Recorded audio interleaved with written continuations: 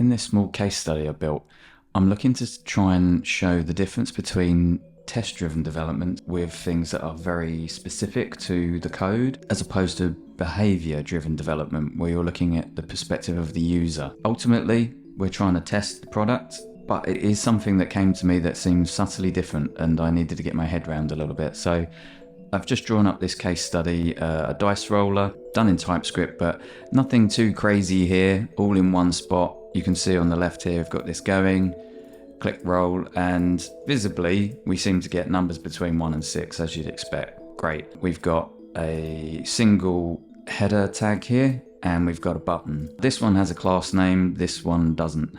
If I were doing this as a test-driven development, and I was doing this with Jest, I would be looking to probably have this function and be testing that with Jest, saying, right, okay, can you create a dice, have that function, can you run it, and do you get numbers between 1 and 6?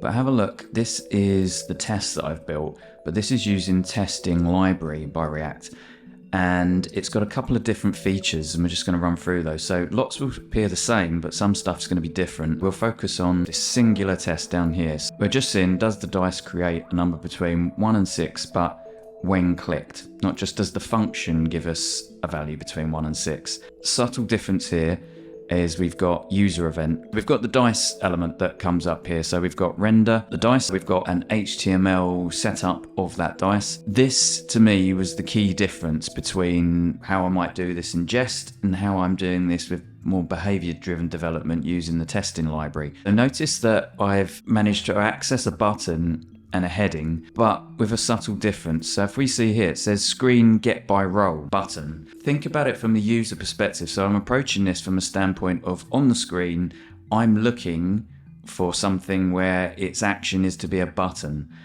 If I was doing this with Jest, where I was just testing the function, I might just say, hey, does this function create a number between 1 and 6?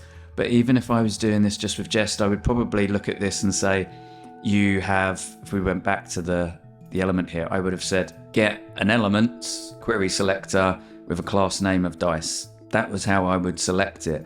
But this is different. This is saying the user isn't looking for a class name, they're looking for a button. And you can see that subtlety there, that you're now having to think, how would my user approach this, and is it meeting their needs?